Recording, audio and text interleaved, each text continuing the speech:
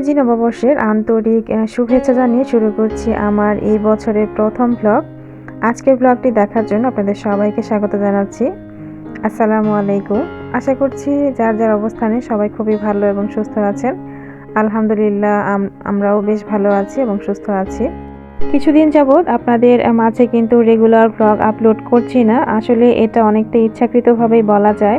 মাঝে মধ্যে এমন হয়, মানসিক অবস্থাটা একটু এমন হয়ে যায় যে মনকে একটু নিজের মতো করে চলতে দিতে হয়। সবসময় মনের উপরে কন্ট্রোল করতে গেলে দেখা যায় মনের যে নিজস্ব স্বকীয়তা বা মনের যে ভালো লাগার একটা ব্যাপার থাকে, যে কাজটা ভালোবেসে করি সেই কাজটা তখন আর ভালো লাগার থাকে না। সেটাকে যদি বাধ্য হয়ে করতে যায় বা করার প্রয়োজনে করতে যায়, তখন সেই কাজের সৌন্দর্যটাও আর আগের মতো থাকে না। তো সেই সব কিছু মিলিয়েই মাঝখানে আসলে কিছুদিন নিজেকেই সময় দিচ্ছিলাম। ইচ্ছে করছিল না যে ব্লগ এর জন্য ভিডিও রেডি করি বা যখন কোনো কাজ করছিলাম সেটাকে আবার ভিডিও আকারে শ্যুট করে রাখি। আর আজকে আপনাদের মাঝে যে ব্লগটি শেয়ার করছি এটা হচ্ছে নতুন বছরের প্রথম দিন অথবা দ্বিতীয় দিনের ব্লগ। আমার আসলে এক্স্যাক্টলি মনে নেই। আর এখন হচ্ছে বিকেলবেলা আসরের ঠিক পর মুহূর্ত। তো গতদিন আমি আমার বারান্দায় লাগানোর জন্য একটা গাঁদা ফুলের চারা এনেছিলাম। আর যেহেতু শীতকাল 1 মাস বা 2 মাসের মতো থাকবে, তারপরে কিন্তু শীতকাল বিদায় নিবে। তো ভাবলাম এর মধ্যে একটা গাঁদা ফুল গাছ লাগিয়ে ফেলি বারান্দাতে। আর এখন গাঁদা ফুল গাছটি টবে লাগিয়ে এখন হচ্ছে পানি স্প্রে করে দিচ্ছি। কিছুদিন আগে যে কচু গাছ লাগিয়েছিলাম সেটাও কিন্তু বেশ সতেজ হয়ে উঠেছে এবং এখান থেকে আবার প্রশাখাও গজিয়েছে। তো আমি বারান্দার সব গাছগুলোকে একটু একটু করে পানি স্প্রে করে দিলাম। যেহেতু এখন শীতকাল, তো দেখা যায় ধুলো বালু একটু বেশি পড়ে থাকে, তো সেজন্য একটু গাছগুলোকে ক্লিন করে দিলাম। আর এরপরে অংশটুকু আমি শুরু করেছি একদমই মাগরিবের নামাজের পর থেকে। তো এমনিতে অন্যান্য দিন কিন্তু আমি বিকেলের নাস্তার জন্য তেমন কিছু করি না। বাসায় যদি কোনো ড্রাই খাবার থাকে, বিস্কুট, কেক বা মুড়ি এই টাইপের কোনো কিছু থাকলে এগুলো দিয়ে আমি হালকা পাতলা বিকেলের বা সন্ধ্যার দিকে নাস্তাটা করে নিই। তো আজকে যেহেতু ফারিনের বাবা বাসায় আছে, তাই ভাবলাম একটু ভাজা টাইপ কিছু করি। আর যেহেতু প্রচণ্ড ঠান্ডা পড়েছিল কয়েকদিন থেকে, একদমই রোদের দেখাই পাওয়া যায়নি। তো এরকম ঠান্ডার মধ্যে কিন্তু একটু ভাজা পোড়া আইটেম খেলে বেশ ভালোই লাগে। আর এর সাথে আমি একটু ছোলা মাখাও করছি। আর ছোলাটা রান্না করাই ছিল এখন জাস্ট আমি। এটার সঙ্গে পেঁয়াজ, শসা এবং টমেটো এগুলো একটু বেশি করে কুচি করে মাখিয়ে নেব। প্রতিটা মানুষের জীবনের বিভিন্ন পর্যায়ে কিন্তু ভিন্ন ভিন্ন পরিচয় তৈরি হয়। কখনো সে কারো কন্যা, কখনো কারো জায়া, আর কখনো কারো জননী। বিশেষ করে মেয়েদের ক্ষেত্রে কিন্তু জীবনের এই 3টা পর্যায়ে 3টা পরিচয়, এবং 3টা পরিচয়ে তার কিন্তু ব্যাপক ধরনের পরিবর্তনের মধ্য দিয়ে যায়। আসলে প্রতিটা নারী বুঝতে পারে যে আসলে জায়া, জননী বা কারো কন্যা, এই 3টা আলাদা আলাদা পরিচয়ের মধ্যে যেমন তার পরিপূর্ণতা রয়েছে, ঠিক তেমনই রয়েছে অনেক ধরনের পরিবর্তন, অনেক ধরনের স্যাক্রিফাইস, অনেক ধরনের অনেক কিছু আসলে বলে সেটা শেষ করা যাবে না।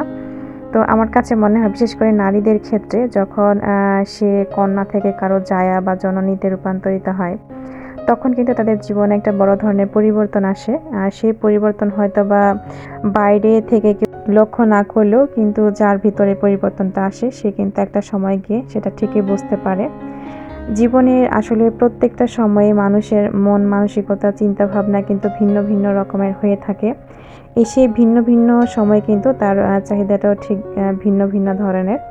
তো আমার কাছে মনে হয় খুব কম সংখ্যক নারীকেই এমন পাওয়া যাবে যখন সে কারো জায়া বা জননী, সে তার নিজেকে নিয়ে খুব বেশ একটা ভাবার সুযোগ পায় বা ভাবার সেই মন মানসিকতা থাকে বলে।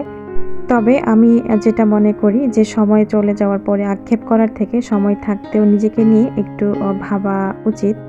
কারণ দেখা যাবে বেশিরভাগ নারীদের ক্ষেত্রেই এমন দেখা যায় একটা সময় গিয়ে অভিযোগ করতে যে আসলে নিজের জন্য জীবনে কোনো সময় কিছু করতে পারিনি, নিজেকে নিয়ে ভাববারই সময় পাইনি, সবসময় শুধু সবাইকে ভালো রাখতেই নিজেকে নিবেদন করেছি।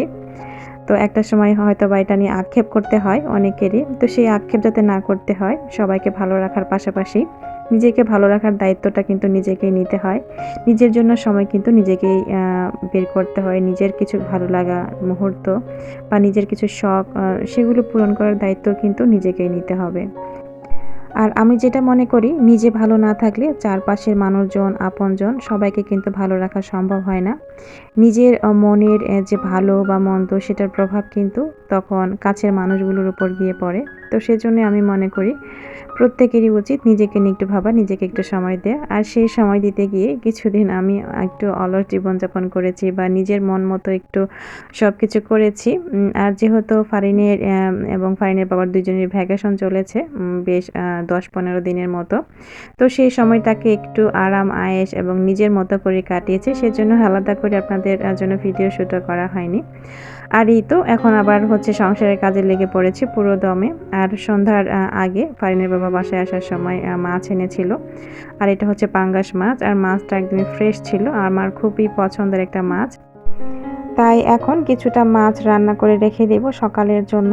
বিশেষ করে এই ধরনের মাছগুলো কষিয়ে বা টমেটো দিয়ে ঝোল করে রান্না করে রেখে পরের দিন সকালবেলা খেতে কিন্তু দারুণ লাগে আমার কাছে এবং ফারিনের বাবা এটা খুব বেশি পছন্দ করে। আর আজকে রাতের জন্য যে রান্নাগুলো করা ছিল দুপুরে সেগুলো দিয়েই হয়ে যাবে।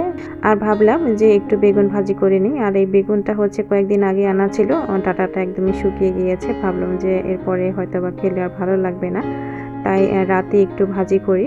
তো এইজন্য আমি একটু বেগুনও ভাজি করে নিচ্ছি।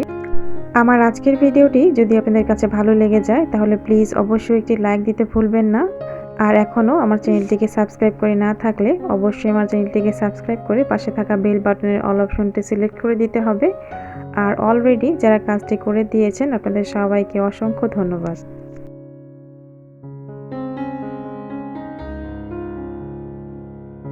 আর মাছ যখন আমি কষিয়ে রান্না করি না ভেজে তখন আমি চেষ্টা করি এভাবে একটু কিছুক্ষণ আগে ম্যারিনেট করে রাখার জন্য। এতে করে আমার কাছে মনে হয় মাছের ভিতরে মশলাটা ভালো করে প্রবেশ করে এবং তরকারিটা খেতে অনেক বেশি টেস্টি হয়। মাছটা কিছুক্ষণ খুব ভালো করে কষানোর পরে এখানে আমি ঝোল দিয়ে দিয়েছি এবং সেই সঙ্গে কয়েকটা টমেটো অ্যাড করে দিচ্ছি।